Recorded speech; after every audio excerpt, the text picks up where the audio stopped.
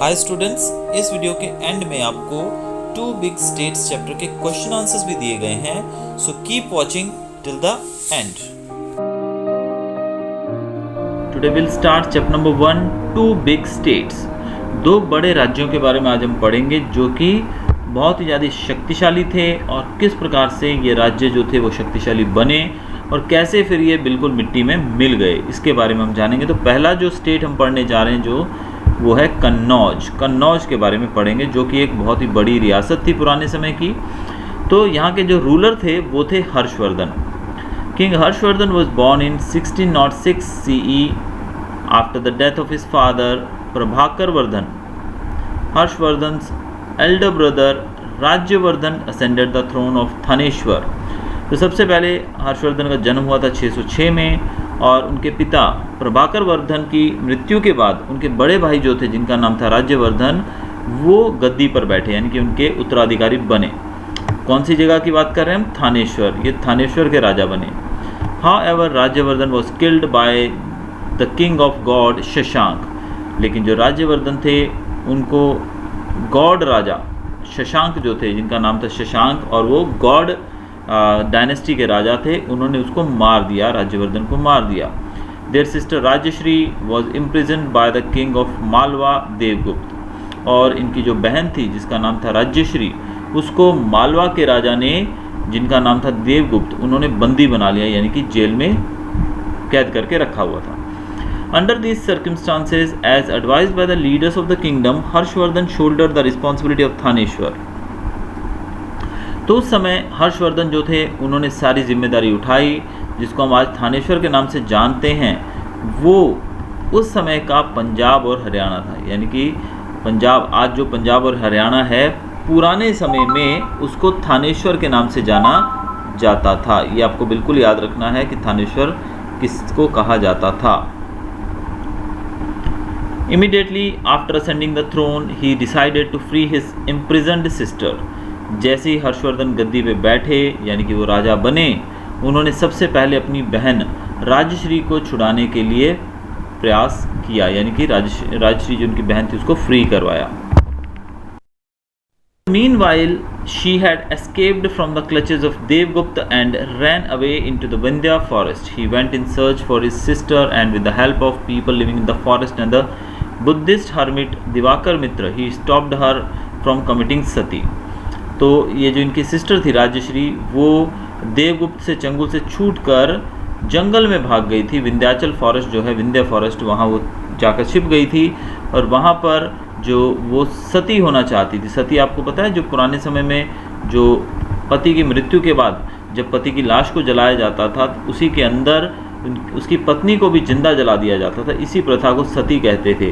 तो वहाँ जाकर विंध्य पर्वत के विंध्य फॉरेस्ट जो है, वहाँ पर इनकी जो बहन थी राजश्री, वो सती होना चाहती थी। लेकिन किंग हर्षवर्धन जो इसकी तलाश में गए अपनी बहन की, और जंगल में रहने वाले जो लोग थे, आदिवासी लोग, उनकी मदद से, और एक बुद्धिस्ट एक हर्मिट थे, हर्मिट मतलब सन्यासी थे, एक साधु थे जिनका नाम था दिवाकर मित्र, उनकी मदद से इन्होंने अपनी बहन को ढूंढ लिया और उसको सती होने से रोक लिया। Since Rajshri's kingdom Kannauj was without any king at that time. और उस समय राजश्री जो कि महारानी थी, रानी थी कहाँ की? कन्नौज की। कन्नौज जिसको हम आज उत्तर प्रदेश के नाम से जानते हैं, यानी कि आज का जो उत्तर प्रदेश यूपी है, वो उस समय कन्नौज के नाम से जाना जाता था।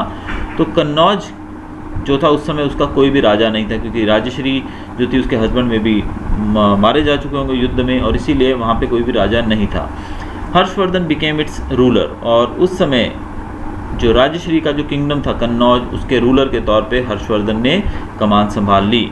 फिर बाद में उन्होंने देवगुप्त को हराया जो कि मालवा के राजा थे, जिन्होंने इनकी बहन को बंदी बना के रखा हुआ था। तो देखिए किस प्रकार इन्होंने अपने परिवार का बदला भी लिया और अपने राज्य को भी संभाला। As part of his preparation to launch an attack on Shashank, the god king, he formed an alliance with the king of Kamrup, Assam, Bhaskar Varman. अब हमने देखा था कि देवगुप्त जो थे किंग ऑफ मालवा, इन्होंने इनकी बहन को बंदी बना के रखा था, और दूसरे जो राजा थे जिनका नाम हमने देखा शशांक, जिन्होंने इनके भाई को मार दिया था, उनसे बदला लेने के लिए इन्होंने कमरूप के राजा, कमरूप जिसको हम आज असम के नाम से जानते हैं, वहाँ के जो राजा थे जिनका नाम था भास्कर वर्मन, उनसे इन्होंने हाथ मिला लिया, यानी कि इन दोनों ने मिलकर शशांक के ऊपर अटैक करने की योजना बनाई। With the help of a large army, he defeated the God King and won over a major part of his kingdom। और एक बहुत बड़ी आर्मी लेकर ये पहुँचे और इन्होंने गॉड राजा को हराया, यानी गॉड किंग शशांक जो थे उनको हरा दिया और उनके जो एरिया पे कब्जा कर लिया। He also conquered Malwa and Saurashtra, और हर्षवर्धन जो थे फिर वो आगे मालवा और सौराष्ट्र की तरफ बढ़े, वहाँ भी ये जीत गए। But was unsuccessful in defeating Pulakeshi two. लेकिन अपने राज्य को बढ़ाने के जो प्रयास थे, इनके जो योजना थी, उसके अंदर जब इनका सामना पुलकेशी टू नामक एक राजा से हुआ जो कि चालुक्य डायनेस्टी के राजा थे, जो कि साउथ इंडिया में रूल करते थे, तब हर्षवर्धन हार गए, यानी कि उनसे वो जीत नहीं पाए। After 7 successive victorious years, Thaneshwar emerged as a large kingdom in north India. लगभग 7 सालों तक लगातार विक्ट्री, यानी कि युद्ध जीतने के बाद हमने देखा ना कितने राज्यों पे हर्षवर्धन ने कब्जा किया था। थानेश्वर जो था बहुत ही बड़ा राज्य बनकर उभरा उत्तर भारत में। Harshvardhan reign and administration. अब हर्षवर्धन कितने ताकतवर राजा थे वो तो हमने इनके जो पीछे हमने पढ़ा जस्ट एक पैराग्राफ, उसमें हमने इनके बारे में जान लिया, लेकिन उनके कार्यकाल के बारे में, इनकी जब वो रूल कर रहे थे तो उनका एडमिनिस्ट्रेशन कैसा था, यानी कि किस प्रकार से वो राज्य को चलाते थे, उसके बारे में देखते हैं। Harshvardhan personally supervise the administration of his state by travelling extensively to different parts of empire. वो पर्सनली अपने राज्य के अंदर जाते थे और हर एक काम को, यानी कि जो भी काम अलग अलग जगहों पे किया जा रहा है उसको पर्सनली जाकर वो सुपरवाइज करते थे, देखते थे। He divided his daily routine into 3 parts. उनका जो रोज दिनचर्या थी, रोज का जो रूटीन था, उसको इन्होंने कितने पार्ट में बांटा हुआ था? 3 पार्ट में। बहुत इंपॉर्टेंट चीज़ है, इसको आपको क्वेश्चन भी है इससे रिलेटेड इस चैप्टर में, और ये आपको एग्जाम में भी पूछा जा सकता है। तो इनका जो डेली रूटीन था वो 3 भाग में बटा था। पहला था the first was for administrative purpose, यानी कि सबसे पहले ये अपने राज्य की देखरेख करते थे, यानी कि उसमें होने वाले कार्यों का जायज़ा लेते थे। जब बाकी जो दूसरे 2 पार्ट थे वो पब्लिक वेलफेयर, यानी कि लोगों की भलाई के लिए, लोगों के लिए ये समर्पित करते थे, और रिलीजियस एक्टिविटीज़। और तीसरा जो पार्ट था वो धार्मिक कार्यों के लिए, यानी कि इनके जीवन का जो प्रतिदिन हर रोज़ ये 3 हिस्सों में, यानी कि हम जानते हैं 24 घंटे होते हैं एक दिन में, तो ये 8 घंटे समझो कि ये अपने राज्य की एडमिनिस्ट्रेशन की देखरेख करते थे, और 8 घंटे ये पब्लिक के वेलफेयर, यानी कि सामाजिक भलाई, जो लोग हैं, हम पब्लिक है, जो राजा की प्रजा है, उसकी भलाई के लिए काम करते थे, और बचे 8 घंटे वो रिलीजियस एक्टिविटीज़ में गुजारते थे। यानी कि इनका जो दिन था वो सारा पूरे अच्छे तरीके से बीतता था, और बहुत अच्छे से इन्होंने इसको सेट कर रखा था। He was so diligent in carrying out his administrative responsibility that at times he even forget to have meals. ये इतने ज़्यादा खो जाते थे अपना काम करने में, यानी कि राज्य की देखभाल करने में इतना खो जाते थे, कभी कभी तो ये खाना भी भूल जाते थे, यानी कि कितने ज़्यादा सक्षम थे ये राजा। यहाँ आप जो नीचे पिक्चर देख रहे हैं 1.2, यहाँ पर जो हैंडराइटिंग दी गई है ये हर्षवर्धन की हैंडराइटिंग है, जो कि उस समय किसी और भाषा में लिखा गया है। Imprints left by Harshvardhan. अब हर्षवर्धन ने कौन कौन सी चीज़ें बनाई जो आज भी हमारे पास हैं वो देखते हैं हम। Harsha build many rest houses, उन्होंने रेस्ट हाउसेज बनाए, वेल्स, कुएँ, स्टेपवेल्स, लेक्स, मठ एंड विहार, यानी कि जहाँ पर साधु संत लोग रहते हैं वो। And also prohibited animal slaughter, इन्होंने एनिमल स्लॉटर के ऊपर रोक लगा दी, यानी कि जो जानवरों की बलि चढ़ाई जाती थी ना, पहले पुराने समय में तो राजा जो थे वो आहुति देते थे यज्ञों के अंदर जानवरों की, इसके ऊपर इन्होंने रोक लगा दी। Every year he organized a Buddhist religious meet, हर साल ये एक बुद्धिस्ट रिलीजियस मीट रखते थे, यानी कि बुद्धिस्ट रिलीजन मीट, यानी कि बुद्ध जो धर्म के लोग हैं उनको बुलाकर एक धार्मिक मीटिंग रखते थे। And every 5 years he would organize a huge religious congregation at Prayag, और हर 5 साल में एक बार ये बहुत बड़ा एक मेला लगाते थे, एक बहुत बड़ा फेयर कह सकते हैं हम, जो कि होता था कहाँ पर? प्रयाग में। तो हर 5 साल में एक बार एक बहुत बड़ा एक हम कह सकते हैं कि सम्मेलन होता था प्रयाग के अंदर, जहाँ पर दूर दराज से लोग जो थे, धार्मिक जो साधु संत महात्मा और बुद्धिमान लोग आते थे। There he would donate generously till his entire treasury was emptied, और वहाँ पर उस मेले के अंदर, उस सम्मेलन के अंदर जो हर्ष राजा जो थे वो इतना ज़्यादा दान दक्षिणा करते थे, तब तक वो करते थे जब तक इनका पूरा ट्रेजरी, यानी कि पूरा खजाना खाली ना हो जाए, तब तक दान करते थे।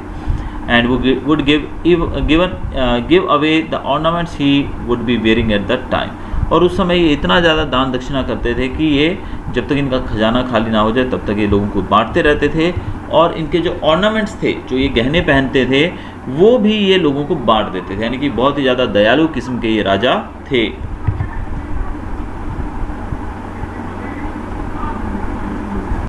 The great Sanskrit poet and writer बाण भट्ट एडोन्ड हिज कोर्ट। इनके कोर्ट के अंदर जो संस्कृत के एक बहुत ही बड़े विद्वान लेखक और कवि जो थे वो बसते थे, जिनका नाम था बाण भट्ट। हिज फेमस वर्क्स, तो बाण भट्ट जो थे बहुत ही प्रख्यात, बहुत ही प्रसिद्ध कवि और लेखक थे। इन्होंने हर्षा के जीवन के ऊपर एक किताब लिखी है जिसका नाम है हर्षचरित और कादम्बरी। ये दोनों किताबें लिखी हैं और ये दोनों ही बहुत ही फेमस किताबें हैं। We come to know about many important aspects of King Harshvardhana's reign from Harshcharita. King Harsha himself was a writer and wrote 3 plays, Nagananda, Ratnavali and Priyadarshika. तो हर्षा जो थे वो खुद भी एक लेखक थे। बाण भट्ट ने तो जो किताबें लिखी हैं उनके राज्य में वो तो लिखी हैं, लेकिन वो खुद भी एक बहुत अच्छे राइटर थे। उन्होंने 3 प्लेज लिखे हैं, 3 नाटक लिखे हैं जिनका नाम यहाँ दिया गया है नागनंदा, रत्नावली और प्रियदर्शिका, और ये तीनों ही बहुत ही फेमस नाटक हैं।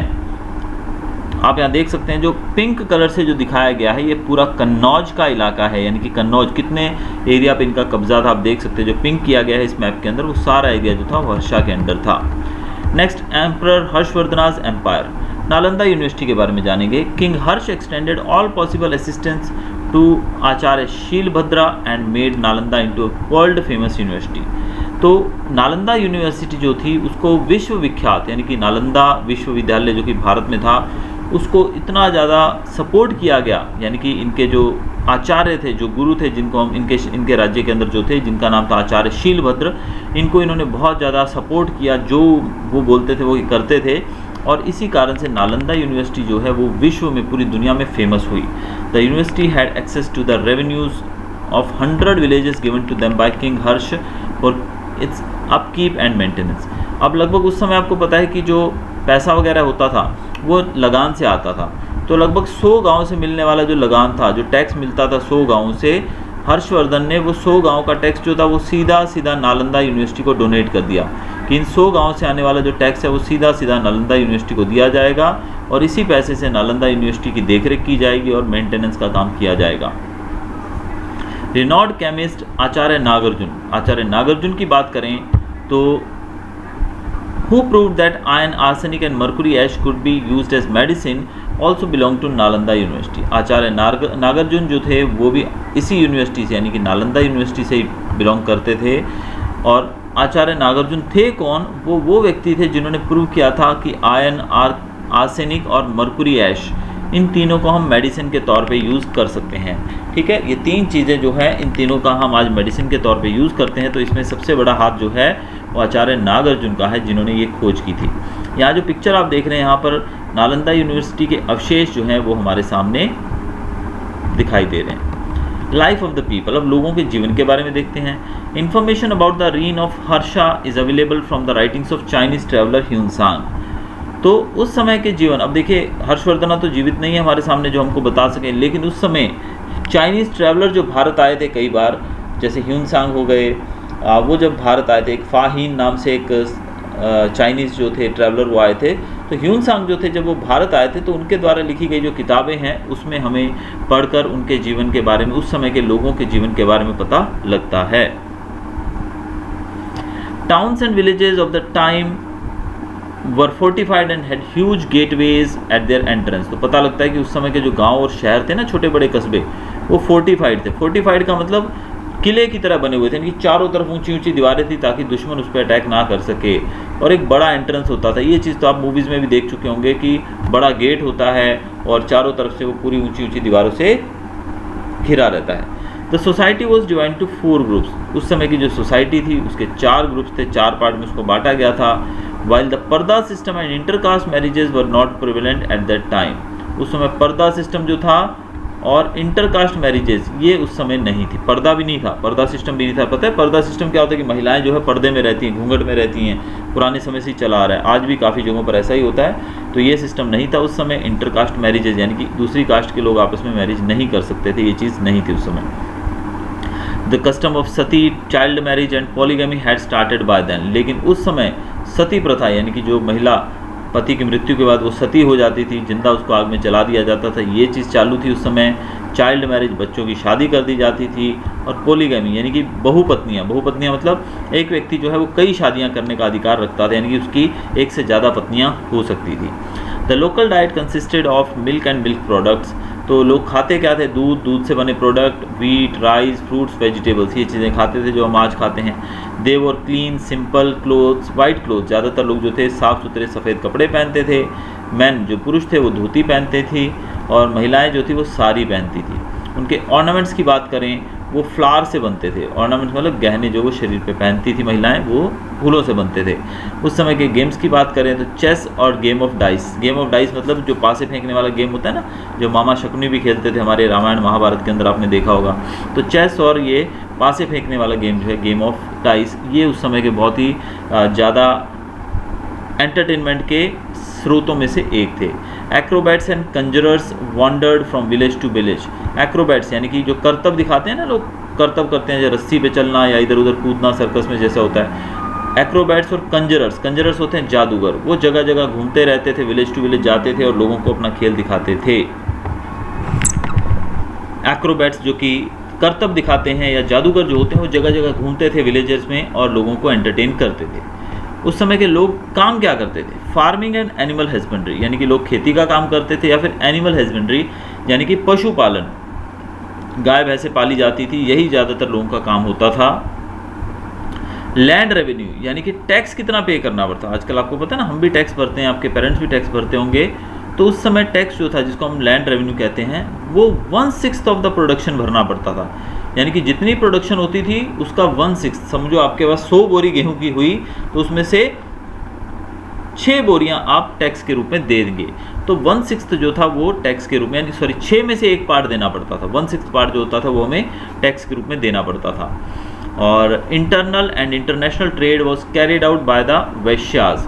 वैश्याज एक कम्युनिटी है उस समय ब्राह्मण, क्षत्रिय, वैश्य और शूद्र, ये 4 कम्युनिटीज़ होती थी, जिसमें से वैश्याज जो होते थे वो इंटरनेशनल और इंटरनल ट्रेड यानी कि देश के अंदर ट्रेड करना, व्यापार करना, और बाहर दूसरे देशों के साथ व्यापार करना, ये काम जो था वैश्यस का था। A highway from Pataliputra to Bhrigukaccha port was built by the state for trade and transportation of goods. उस समय पाटलिपुत्र जो कि बिहार में है शायद, वहाँ से लेके भृगु जो कि आज हम भरूच बोलते हैं, गुजरात के अंदर जो है, भरूच तक एक रोड बनाया गया था, एक हाईवे बनाया गया था। क्योंकि भरूच एक पोर्ट है तो वहाँ तक एक रोड बनाया गया था ताकि चीज़ों को एक जगह से दूसरी जगह पहुँचाने में दिक्कत ना हो। क्योंकि वो एक पोर्ट था तो पोर्ट पर सामान भेजा जाता था और वहाँ से दूसरे देशों में जाता था, या फिर दूसरे देशों से जो सामान आता था वो आने के बाद पोर्ट से बाहर जाने के लिए अच्छे हाईवेज भी बनाए गए थे। Gold and silver coins were used for commercial transactions. Ornament, statues, Ivory and carved wooden pieces were exported. उस समय गोल्ड और सिल्वर कॉइन्स जो होते थे यूज़ किए जाते थे, जैसे आज हम यूज़ करते हैं रुपए, उस समय गोल्ड और सिल्वर के कॉइन्स होते थे। फिर ornament, statues and Ivory carved wooden pieces were exported. तो ये चीज़ें एक्सपोर्ट की जाती थी। ऑर्नामेंट मतलब गहने जो हम पहनते हैं, ज्वेलरी। स्टैचूज मतलब मूर्तियाँ। आइवरी मतलब हाथी के दांत जो होते हैं वो। फिर wooden pieces, carved wooden pieces यानी कि वुड, लकड़ी के ऊपर जो नक्काशी की जाती है उसके ऊपर डिज़ाइन बनाया जाता है, ऐसी चीज़ें एक्सपोर्ट की जाती थी दूसरे देशों में। The export of different materials from India increased her prosperity. Bharat से जब चीज़ें ज़्यादा बाहर जाने लगी, यानी कि विदेशों में बहुत डिमांड बढ़ गई भारत में बनी चीज़ों की, तो इससे भारत और ज़्यादा समृद्ध हो गया और ज़्यादा अमीर होता गया। During the reign of King Harsha, India had good business relations with Rome, which led to the inflow of gold in India. King Harsha के समय में भारत का जो रिलेशनशिप था, भारत का जो संबंध था वो रोम, इटली के साथ बहुत अच्छा था। इस कारण से वहाँ से गोल्ड भारत में बहुत आता था, क्योंकि भारत जो था वो अच्छे रिलेशन इटली के साथ होने की वजह से इटली में जो भी गोल्ड था वो ज़्यादा भारत में पहुँचता था। People followed Hinduism, Buddhism and Jainism but were tolerant towards other religions also. अब उस समय के जो लोग थे, हर्षा के जो प्रजा थी, वो ज़्यादातर हिंदुज़म, बुद्धिज़्म और जैनिज़्म को मानते थे, लेकिन दूसरे रिलीजन के प्रति भी उनका अच्छा नज़रिया था। तो ये हमने देखा। यहाँ पिक्चर में आप देख सकते हैं ह्यूनसांग जो है, जो कि चाइनीज़ ट्रैवलर, उनकी फ़ोटो दी गई है। दूसरी तरफ आप देख सकते हैं route of Hiuen Tsang's tour to India. तो यहाँ पर रूट बताया गया कि वो कहाँ से भारत में होकर गुजरे। तो ये बहुत लंबा इनका एक जर्नी रहा है। ह्यूनसांग के बारे में हम आगे देखेंगे। Hiuen Tsang, the Chinese traveller visited India during Harsha's reign and studied Buddhism at Nalanda university for 5 years। Hiuen Tsang जो थे वो चाइनीज ट्रैवलर थे और वो भारत में बुद्धिज्म की पढ़ाई करने आए नालंदा में 5 साल तक। तो नालंदा में इन्होंने 5 साल तक पढ़ाई की है।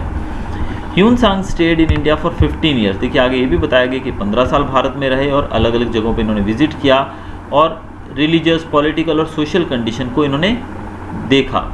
645 CE he return to China, और 645 में ये वापस चाइना गए सेंट्रल एशिया होते हुए, और अपने साथ बहुत सारी बुक्स लेके गए थे, बहुत सारे रेलिक्स और स्टैचूज यानी कि मूर्तियाँ और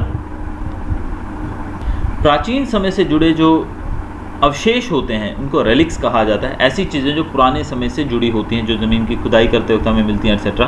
तो ऐसी बहुत सारी चीज़ें वो अपने साथ लेकर गए। During his stay he attended the 6th Buddhist religious congregation at Prayag. तो जो 6th बुद्धिस्ट जो सम्मेलन हुआ था, छठा, उसको भी इन्होंने अटेंड किया था। Hiuen Tsang has noted that, Hiuen Tsang ने क्या चीज़ें नोट की थी उस समय वो देख लेते हैं ज़रा। There were 100 Buddhist maths in Harsha's kingdom, यानी कि हर्षवर्धन के राज में लगभग 100 के करीब बुद्धिस्ट मठ थे, यानी कि आश्रम थे बुद्धिस्ट के लिए। People lived a simple, pious and peaceful life based on living by rules of good moral conduct and justice.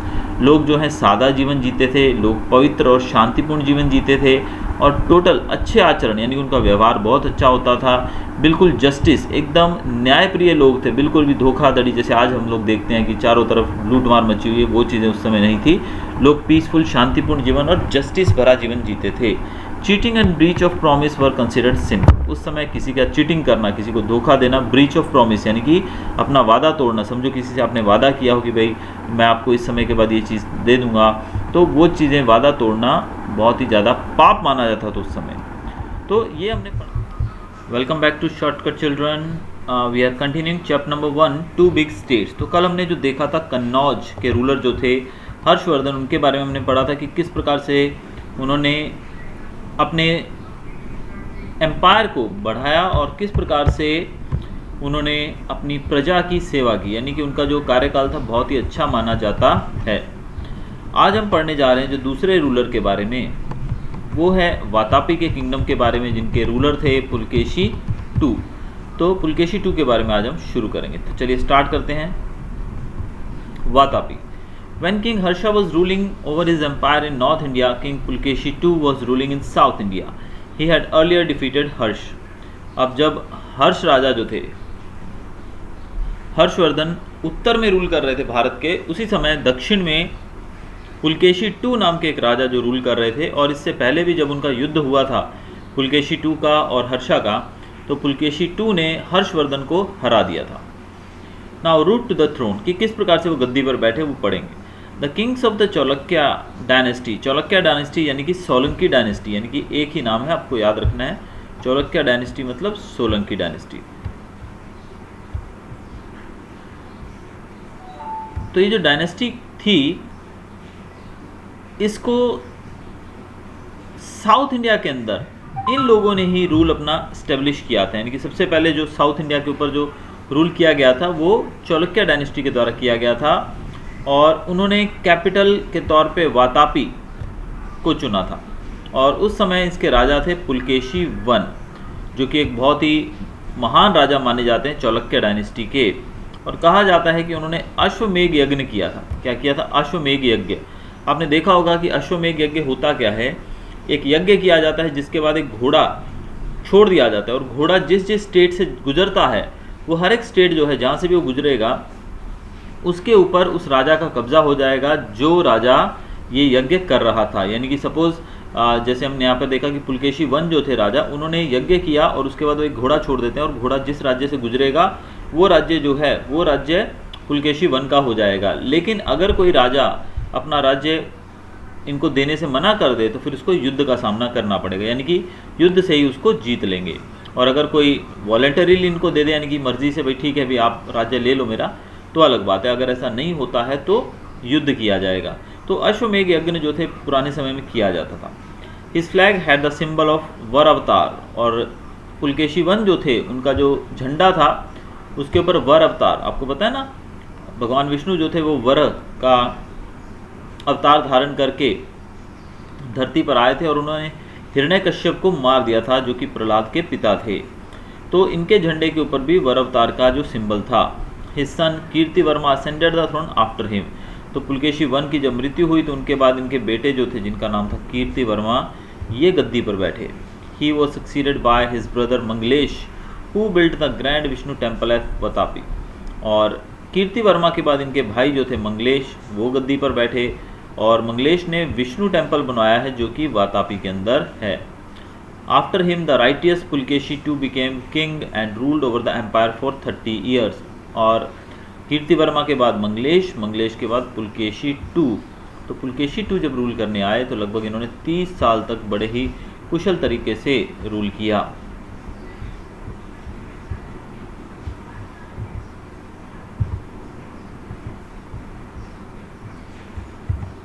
Now Pulakeshi two के बारे में डिटेल में हम जानते हैं। Pulakeshi two was a valiant king who won many battles.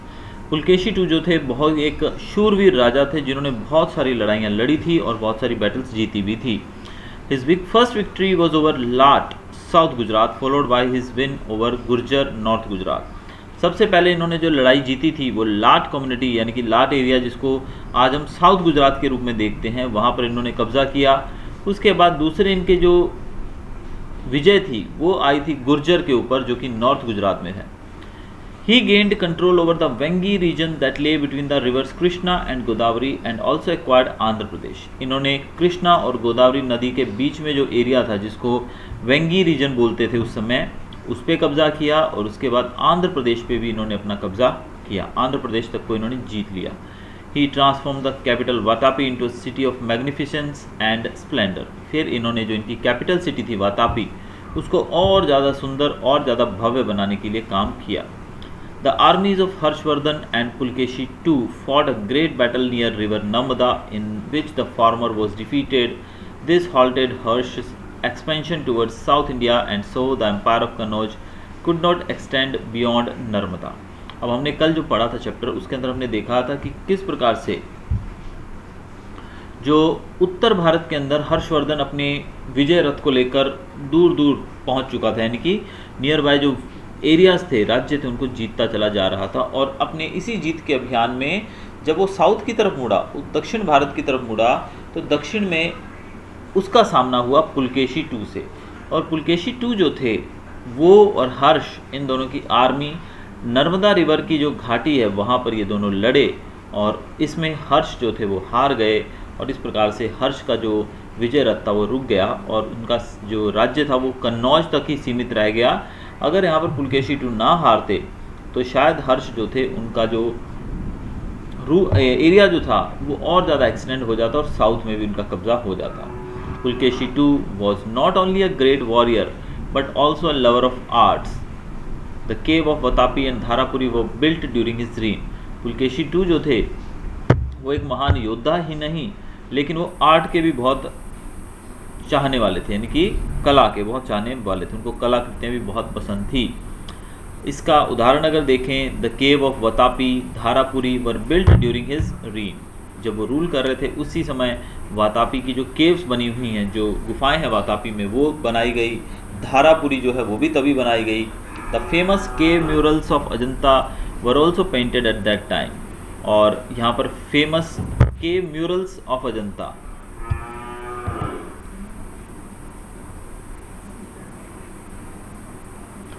Cave murals का मतलब यहाँ पर केव पेंटिंग्स, यानी कि अजंता की गुफाओं के अंदर जो पेंटिंग की हुई है वो भी इन्हीं के कार्यकाल में बनाई गई थी।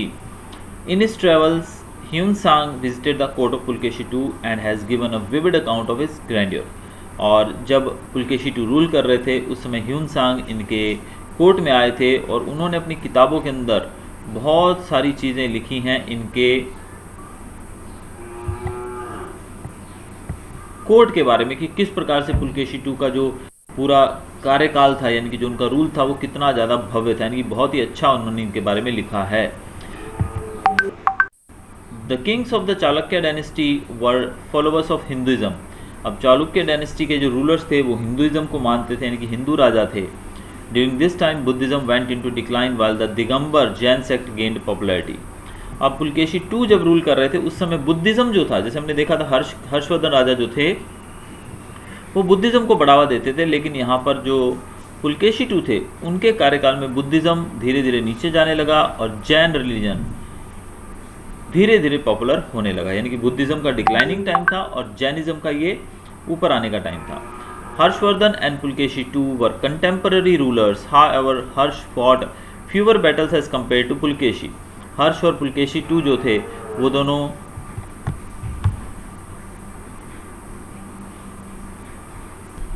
तो ये दोनों राजा जो थे ये एक ही समय पे इन्होंने रूल किया, लेकिन फिर भी इनके अंदर काफ़ी अंतर हमें देखने को मिला। However Harsha fought fewer battles as compare to Pulakeshi who continued waging wars. और यहाँ दोनों के बीच में वैसे तो एक ही समय के ये रूलर थे, यानी कि साथ में ही रूल किया। उसी समय पे पुलकेशी ने साउथ में रूल किया और उसी समय पे हर्ष ने उत्तर में रूल किया, नॉर्थ में। लेकिन दोनों में से अगर बात की जाए तो हर्ष जो थे उन्होंने काफ़ी कम लड़ाइयाँ लड़ी थी, जबकि पुलकेशी जो थे वो कंटिन्यूसली लड़ाइयाँ लड़ते रहे। He finally met his end in 642 CE in a conflict with the Pallav king of Kanchipuram. King Harshvardhan died 5 years after him. तो पुलकेशी II जो थे वो अपने युद्ध अभियान को आगे बढ़ाते हुए लड़ते चले गए और 642 के अंदर जब पल्लव राजाओं के खिलाफ वो लड़ रहे थे, जिनका नाम पल्लव राजा जो थे कांचीपुरम के, जब वो उनके खिलाफ लड़ रहे थे उस समय वो उनकी मौत हो गई, उस समय उनकी मृत्यु हो गई। वहीं दूसरी तरफ हर्षवर्धन जो थे वो पुलकेशी से 5 साल बाद उनकी मृत्यु हुई। तो हमने यहाँ देखा कि किस प्रकार से दो महान राजा जो थे उन्होंने किस प्रकार से अपने प्रजा को, अपने राज्य को बढ़ाया, प्रजा को संभाला, किस प्रकार से उन्होंने अपनी पब्लिक के लिए बहुत कुछ किया। और ह्यूमसांग जैसे जो ट्रैवलर्स थे जो चाइना से आए थे, उन्होंने अपनी किताबों के अंदर इन दोनों के कार्यकाल के बारे में कितना कुछ लिखा हुआ है, यानी कि उन्होंने बताया कि किस प्रकार से हर्षा का रूल जो था वो भी एक अपने आप में बहुत ही महान रूलर थे और बहुत ही अच्छे से वो अपने राज्य को देखते थे। वैसे ही दूसरी तरफ हमने पुलकेशी II के बारे में देखा जो कि बहुत ज़्यादा एक हम कह सकते हैं कि युद्ध प्रेमी शासक थे। उन्होंने युद्ध जो था वो कंटिन्यू करते रहे और अंत में उनकी मृत्यु कांचीपुरम के राजा से लड़ते हुए हुई, जो पल्लव राजा थे। वहीं हर्षवर्धन जो थे वो ज़्यादा से ज़्यादा समय अपनी प्रजा को देते थे। उन्होंने अपने जीवन के हर रोज़ के जो समय था उनका 24 घंटे का, उसको 3 पार्ट में बांट रखा था, जिसमें हमने कल अलग अलग तरीके से उसको पढ़ा था। सो चिल्ड्रन, अब हम 2 बिग स्टेट्स जो चैप्टर नंबर 1 है हमारा हिस्ट्री सोशल साइंस की बुक में से क्लास 7th का, उसके क्वेश्चन आंसर्स देखेंगे। तो पहला क्वेश्चन जो आपकी बुक में है वो है study the maps of the states of Harsha and Pulakeshi II and note down the major cities and rivers. अब उस मैप को देखना है और उसके अंदर इंपॉर्टेंट जो सिटीज़ और रिवर्स के नाम दिए गए वो देखने हैं हमको। तो ये दोनों ही चीज़ें आपको जब मैप देखोगे तो आपके सामने कुछ इंपॉर्टेंट सिटीज़ और कुछ रिवर्स के नाम आएंगे। कौन कौन से हैं जो यहाँ पर आप स्क्रीन पे देख सकते हैं आपने, वो है मेजर सिटीज़ की बात करें उज्जैनी, कन्नौज, पाटलिपुत्र, ये कुछ इंपॉर्टेंट यहाँ के सिटीज़ हैं। और रिवर्स की बात करें तो चंबल, यमुना और गंगा जैसी नदियाँ भी यहाँ पर हमको देखने को मिल रही हैं। तो ये मैप देखने से आपको ये आ जाएगा आंसर।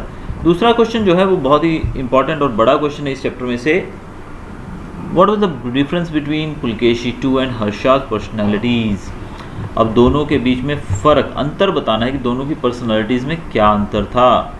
किंग हर्षा जो थे और पुलकेशी जो थे वो दोनों ही वॉरियर्स थे, दोनों योद्धा थे, युद्ध बहुत किया दोनों ने।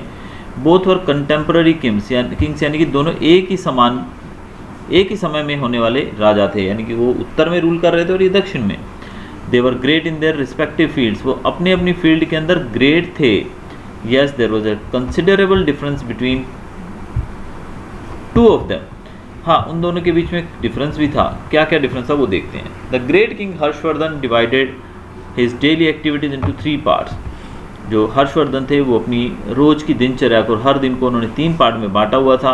With the tenant observance he spend most of the day in charity, meditation and religious work, यानी कि वो अपने दिन का ज़्यादातर हिस्सा जो होता था चैरिटी यानी कि लोगों की भलाई करने में, लोगों को दान दक्षिणा देने में, मेडिटेशन में ध्यान लगाने में, और रिलीजियस वर्क यानी कि धार्मिक कामों में वो अपना ज़्यादातर समय बिताते थे। He built many temples and monasteries, इन्होंने बहुत सारी टेम्पल्स और मोनेस्ट्रीज भी बनाई थी। मोनेट्रीज लिखा हुआ है यहाँ पर, स्पेलिंग मिस्टेक है, यहाँ पर ऐसा आएगा, प्लीज़ ये नोट कर लीजिएगा बच्चों, दिस इज सिली मिस्टेक। तो ही बिल्ड मैनी टेम्पल्स, इन्होंने बहुत सारी टेम्पल्स बनाए, बहुत सारे मोनेस्ट्रीज बनाई यानी कि मठ बनाए जहाँ पर साधु संत रहते हैं। Every 5 years he held a religious conference, he was so kind, और हर्षवर्धन जो थे हर 5 साल में एक रिलीजियस कॉन्फ्रेंस यानी कि एक धार्मिक सम्मेलन आयोजित करते थे, और ये बहुत ही महान और बहुत ही दयालु राजा थे। पुलकेशी की बात करें, वो एक हीरोइक वॉरियर थे यानी कि एक योद्धा थे और बहुत ही बहादुर थे, और इन्होंने बहुत ज़्यादा फाइट्स लड़ी हैं, और हर्ष से भी ज़्यादा फाइट युद्ध इन्होंने लड़े हैं, और ज़्यादातर बैटल्स जो हैं वो इन्होंने जीत ली थी। He was not only a great warrior and a hero, he was also an art lover, वो बहुत ही बड़े लवर हैं किस चीज़ के, he was a great lover of art, art के वो लवर हैं, आर्ट उनको बहुत ही पसंद था यानी कि कला बहुत पसंद थी उनको। He was also an art lover और he was also a great warrior. तो ये दोनों करेक्शंस जो हैं बेटा आप लोग ये इसमें से कर लेंगे, वरना आपके आंसर्स जो हैं वो रॉन्ग हो जाएंगे। वॉरियर्स, तो यहाँ पर आपको वॉरियर्स लिख लेना है। तो एक बहुत ही महान योद्धा थे, हीरो थे, और कला के बहुत बड़े प्रेमी थे यानी कि उनको कला से बहुत प्यार था। उन्होंने केव पेंटिंग्स वगैरह जो थी वो बनवाई। Cave paintings built in his time, although their personalities are different from each other, they are great in their respective fields. अब ये दोनों बहुत ही एक दूसरे से पर्सनैलिटीज़ इनकी अलग थी, लेकिन फिर भी भले वो हर्षवर्धन जो थे वो युद्ध ज़्यादा पसंद नहीं करते थे, उन्होंने बहुत कम लड़ाइयाँ लड़ी, लेकिन अपने अपने फील्ड के अंदर ये दोनों ही ग्रेट थे। तीसरा क्वेश्चन है यहाँ पर कि ह्यूनसांग जो थे, he carried some books, relics and statues back with him to China. Why पूछा गया कि वो अपने साथ बहुत सारी चीज़ें वापस ले गए थे, क्यों भाई। द चाइनीज़ ट्रैवलर, देखिए स्पेलिंग मिस्टेक्स का प्लीज़ ध्यान रखिएगा बच्चों, चाइनीज़ ई नहीं आएगा यहाँ पर, CHI ई नहीं आएगा, तो प्लीज़ मिस्टेक नहीं होनी चाहिए, वरना नोटबुक में आप गलती करेंगे तो आपकी जो टीचर है सोशल साइंस की वो आपके मार्क्स काटेंगी, और फिर आप बोलेंगे सर ये तो आपने लिखवाया था। तो ऑल्दो मैं समझ रहा हूँ मैंने लिखवाया, लेकिन फिर भी थोड़ी बहुत मिस्टेक भाई हमसे भी हो जाती है, तो वो आप लोग कवर कर लीजिएगा। तो द चाइनीज़ ट्रैवलर ह्यूनसांग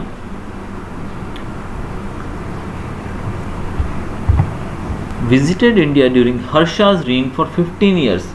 तो लगभग 15 साल के लिए, 15 साल तक वो जो हर्षा के कार्यकाल के अंदर ह्यूनसांग जो थे वो भारत में रहे, यानी कि 15 साल तक ट्रैवल किया उन्होंने भारत में। After many years he spent in India, he wanted to go back to China again. कई साल भारत में बिताने के बाद वो चाइना वापस जाना चाहते थे, तो इसलिए he took with him many books, relics and statues to China. तो इसीलिए जब वो यहाँ से गए तो अपने साथ बहुत सारे बुक्स, रेलिक्स यानी कि पुरानी चीज़ें, स्टैचूज़ अपने साथ चाइना ले गए। विद हिम इन चाइना नहीं, यहाँ पर टू चाइना आएगा, तो थोड़ी थोड़ी गलतियाँ हैं, प्लीज़ वो क्लियर कर लीजिएगा। So it took with him many books, relics and statues to China. तो ये विद हिम भी दोबारा मत लिखिएगा कि यहाँ पर विद हिम आ चुका है, तो इतना पार्ट आप काट दीजिएगा please. So he took these things with him to China.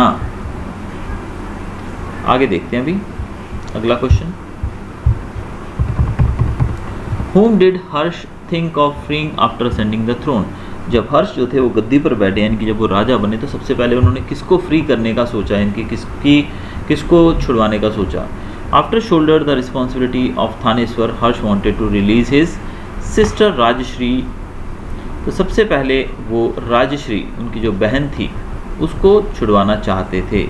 तो राजश्री कहाँ थी, राजश्री को मालवा के जो राजा देवगुप्त थे उन्होंने बंदी बना रखा था, उन्होंने अपने कब्जे में ले रखा था। तो सबसे पहले इन्होंने उसको छुड़ाने की सोची।